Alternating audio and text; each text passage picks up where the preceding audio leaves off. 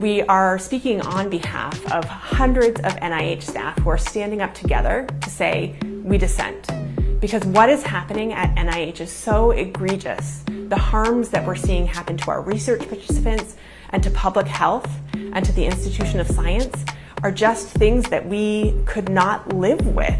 And the NIH that I'm working in now is unrecognizable to me. Every day I go into the office and I wonder what ethical boundary I'm going to be asked to violate, what probably illegal action am I going to be asked to take. And it's just soul crushing. And that's one of the reasons that I'm signing this letter.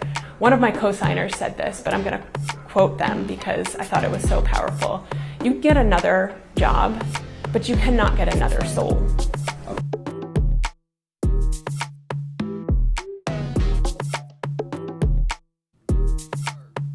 Hey, welcome to Inspired Earth. I hope that all of you guys are doing great. We've got a quick one.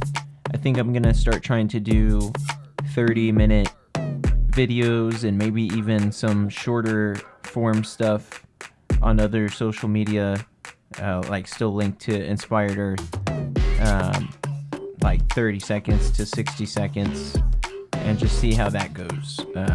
And hopefully we'll get like a different type of audience. So I'm just going to play, we've only got 2 articles I'm going to read to try to keep it shorter and more digestible. And I've got a quick little video before we go into it. And I've got an article on new antibiotics and the Japanese artificial universal blood, which I'm sure most people have heard of already because it was pretty famous. But before I read those articles, I'm going to play a quick little clip from National Institute of Health, who I've read on this podcast multiple times, some scientists speaking out about what's going on. Basically, if you're a fan of science or you're a fan of facts or reality, it's been a tough time since Trump has been elected, and he's just had a full-on, blown-out assault on science. We are like cutting all of our vaccine research right as we have bird flu still going on. I mean, thank God we haven't had it worse, but they're saying that it's airborne now. So that's not good news whenever we take away the funding for the vaccine. At least if we had the vaccine, we could stay ahead of it. But now we're not even looking for other stuff. We don't even know if there's going to be another pandemic. So it seems like Trump is just setting himself up to be the president in charge during another pandemic. He's like trying to do everything he can to make that happen. And we're going to listen to some scientists raising the alarm about that real quick before I read the article. And this is going to be pretty quick. Today, speaking to you in our personal capacities, we are speaking on behalf of hundreds of NIH staff who are standing up together to say, we dissent. Because what is happening at NIH is so egregious. The harms that we're seeing happen to our research participants and to public health and to the institution of science are just things that we could not live with. And the NIH that I'm working in now is unrecognizable to me. Every day I go into the office and I wonder what ethical boundary I'm going to be asked to violate, what probably illegal action am I going to be asked to take. And it's just soul crushing. And that's one of the reasons that I'm signing this letter. One of my co-signers said this, but I'm going to quote them because I thought it was so powerful. You get another job, but you cannot get another soul. Approximately $9.5 billion worth of grants have been terminated already. That is money that has been appropriated by Congress. Those grants need to be reinstated now. Biomedical research saves lives, so of course we want to make it better. But coming in without any notion of how it's done and breaking everything, there's a cost to that. And that cost isn't just us. That cost is the American people and global public health more generally. When you or a loved one has a condition that is life-threatening, you are always thinking about time. Because everybody's looking for a clinical trial, everybody's looking for a novel therapy when you're in that position when you might die, right? You're looking for that hope, and all of these cuts to NIH are taking hope away from people. And it's particularly frustrating when we're being sold this lie that this is being done in the name of efficiency. Because when we terminate these studies, when they're 50, 60, 70, 80% complete, we aren't saving the $1 or $2 million left at the tail end of the study. We are wasting the $3 or $4 million that have already been invested. Of course, Director Bhattacharya talks about having this open dialogue.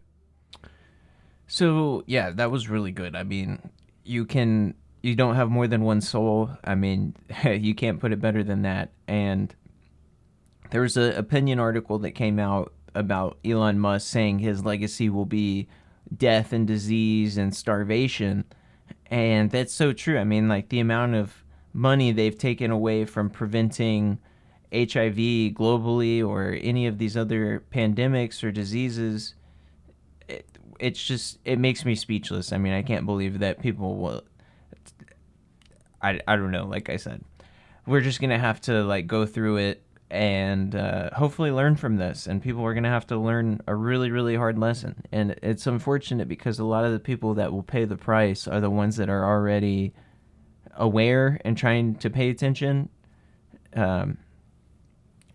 So yeah, I feel like there's a burden on those of us in society to step up for the immunocompromised people or the disabled, as RFK's making a list on all disabled people, Palantir's making a list on all Americans, like a blackmail folder on every single American to present it to Trump, and that's all CIA linked, so there's a lot of stuff coming down the pipe, and it's super frustrating that we're also unleashing all these pollutants and contaminants into the environment. In Texas, we are allowing like feces to be dumped into the river. We're going to start using fracking water to grow our crops, which is just unimaginable. It's really shocking. And then they're taking away the definitions of what are considered toxins, like the PFAS that we have covered on the podcast a couple times. They've now changed the definition of what is a PFAS, so there's just no regulating it in some places. It's pretty frustrating stuff, but we got to be aware of it and really make our voices heard on this. On that note, I'll also just round this off with saying that we had the successful No Kings protest recently, where there's like 12 million people showed up. The birthday parade, military parade, was an abysmal failure. A lot of the troops were not walking in step. That was like almost like the troops were saying, we don't want to be here, we don't support this, we don't support you. They were not even attempting to walk in formation or step. I was in marching band and ROTC and stuff in school, and we learned how to march way better than that whenever I was in middle school and high school. So it just goes to show that we literally have military people that cannot march as good as children. And that's just a fact. You can go and look at other countries' military parades, and ours was just abysmal and a complete failure. So it's kind of amusing. Trump's face during the whole thing was just scowling and super mad, and apparently he got mad and yelled at Hegseth and Tucker Carlson and Ted Cruz. He yelled at them over their interview on Iran. So there's just a lot of breakdown coming from the Trump administration, kind of like I talked about in the last episode, that I feel like the Trump administration is beginning to run out of steam. They're encountering a lot of resistance. And I'll just make one last analogy before I read the articles, that here in Texas, since 2016, 2017, or whenever, like the last 10 years, there's been this Trump train type of group that like goes around in trucks with Trump flags and like breaks traffic laws and like assaults people and spits on people, and like doctors say that like, their black patients can't make their appointments because they've been targeted by these like Trump trained people, kind of like KKK type people that just ride around looking for trouble. And if you were to put what's going on with like a Trump train type of analogy with locomotives, with the steam train, which is what's always depicted on their flags. You have a boiler in the front, and you put fuel into this furnace, and that raises the heat on the water, which raises the pressure, and that's what makes the train go. That's how a steam engine works, is through burning fuel. And at this point, I feel like they have like a hole in the engine. They're like a hole in the boiler, and they're losing steam, like I said. So they're just adding more fuel to the fire, which is what we saw with the National Guard, them sending out the Marines. They sent the National Guard out here to Texas, and it seemed like it backfired on them because it was just a total waste of resources. We had like 20 people die in a flood in the same city that the National Guard was at, and the National Guard wasn't helping at all. They were just out there with their grenade launchers and equipment and military gear. And so naturally, we're like, the people here were asking, why? That's just a giant waste of money. Why waste the money on the military sending them here when they didn't do anything? So that's them adding the fuel to the fire. That causes an increase in pressure, and as the pressure increases, they're trying to go faster. Eventually, the walls of the boiler, the walls of the train engine, cannot stand the pressure anymore because they've made the heat too high and the pressure's too high, and the train will explode. The boiler will explode, and you can look up photos of that, of like steam boiler train explosions. They're pretty dramatic, and all the rods go everywhere. And that's what I feel like we're going to end up seeing happen with the Trump administration. The Trump train is going to derail. The boiler is going to explode. They're just pushing it too hard. I mean, you've got things going wrong with the train, and you're still trying to go beyond full speed. Obviously, it's going to break.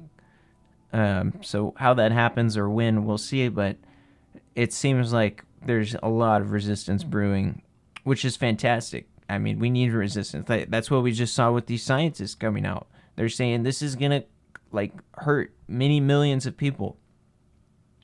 I was thinking of going to school for public health, and all of this stuff makes me rethink all of that. Like, there's no jobs in public health right now. I'm seeing people going around trying to find jobs with degrees, and they just can't because Trump's administration does not care about public health. The more public health people we have, the more people that would be raising alarms about dumping feces into our water supply and using fracking water for crops and just like insane things like that. Obviously, that's bad. So that's what he's trying to prevent people from knowing about. So anyways, we're going to move on to the article. And this is from Science Tech Daily, SciTech Daily. The first in 30 years, scientists discover a new class of antibiotics from June 8th, 2025.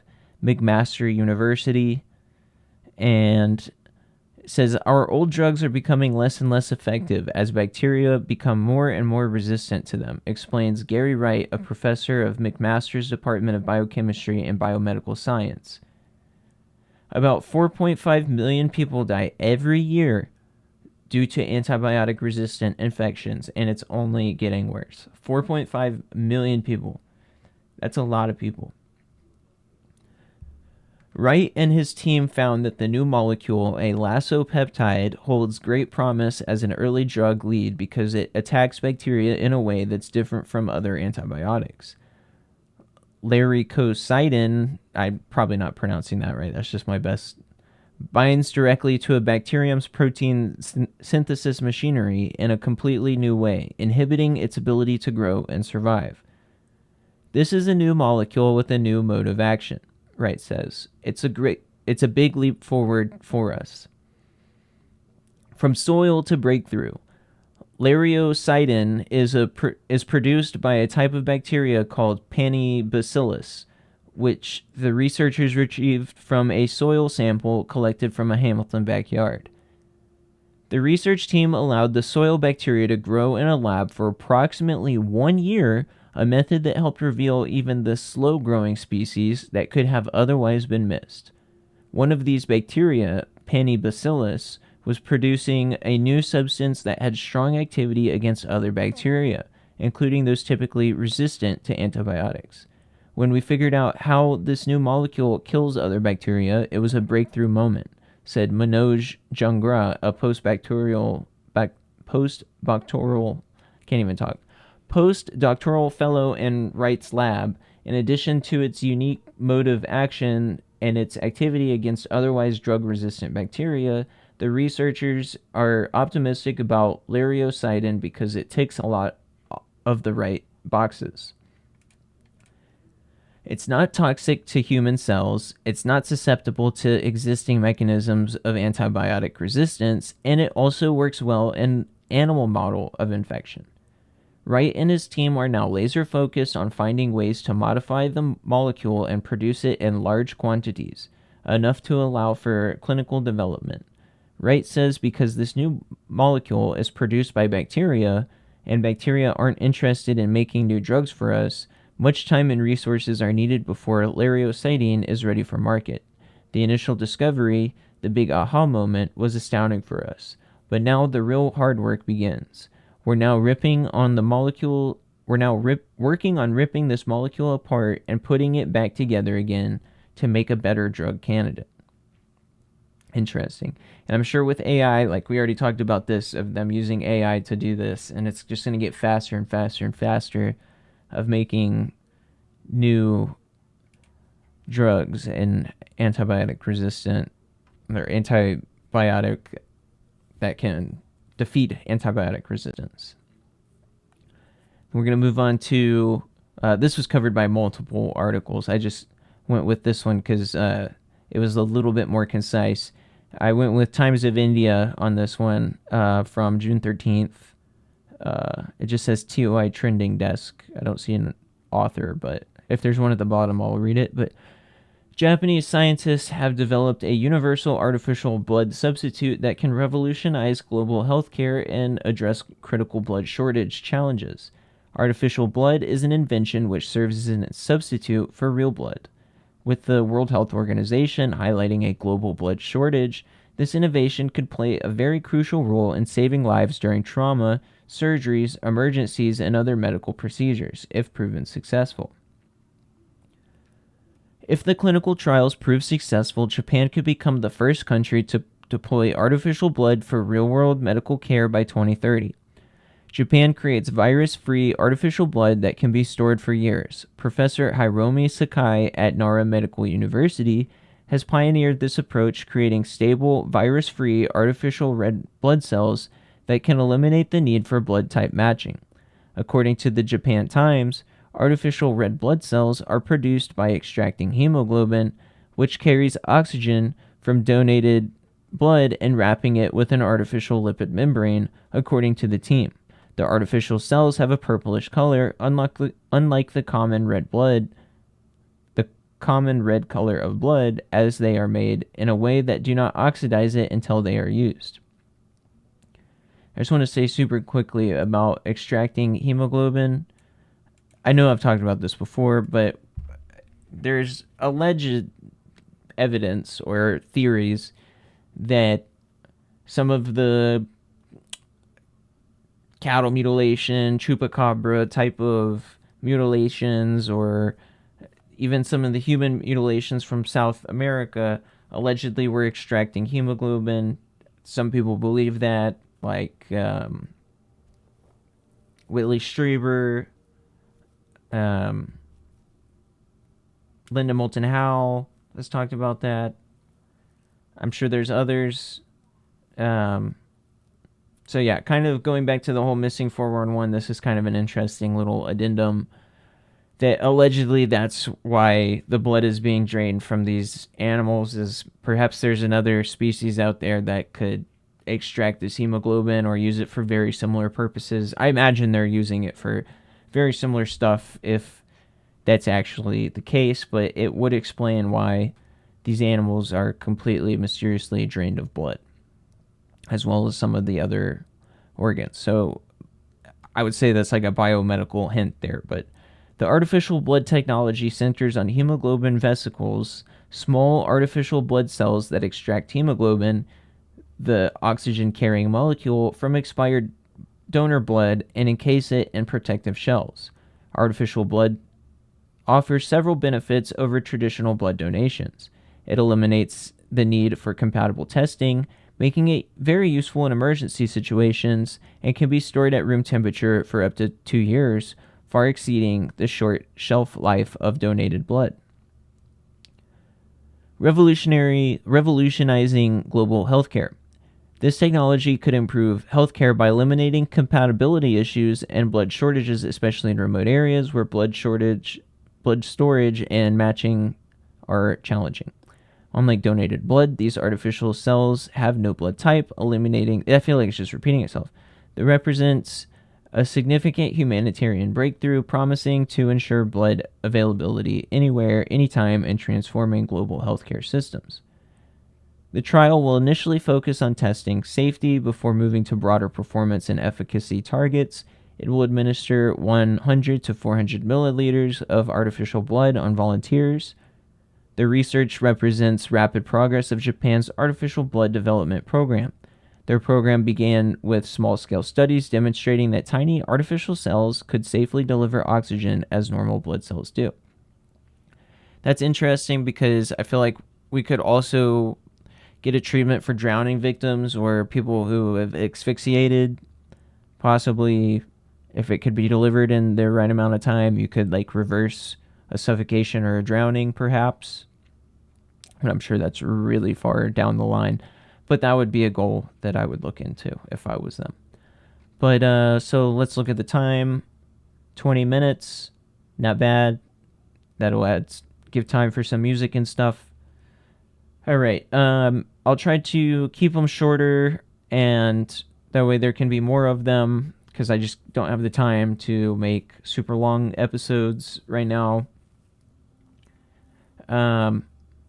I guess one last news update is with the economy.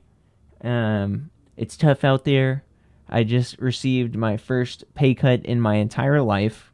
I have been at this company for many years, and they're giving us pay cuts. So, obviously things must be really bad with the economy for them to be doing that. So, we'll just hope for the best and know that this will pass and that things are starting to crumble for the Trump regime. One last thing for you guys to maybe look into, if you're interested, is the ongoing court case that's now getting bigger and spreading. I think it originally was in Pennsylvania, that they said that they have statistical evidence of some sort of voting anomalies or like a rigged election in 2024. I know Trump had said that in 2020 the election was rigged, but he had like 70 court cases and never provided any evidence. Here we are with the first court case of the 2024 election, and they do have evidence. So we'll see what the evidence shows, but from what I've seen, it might be possible that the last election could have been tampered with, which would make a lot of sense of how there's so much resistance in the nation to Trump, and yet he allegedly, quote-unquote, won the election. So we'll just have to see where the evidence and the court cases bring us in that regard. And good luck, everybody. Be safe out there, and I will find some more time to make another episode. I have a backlog of several articles I want to talk about. So adios, and we will talk again later.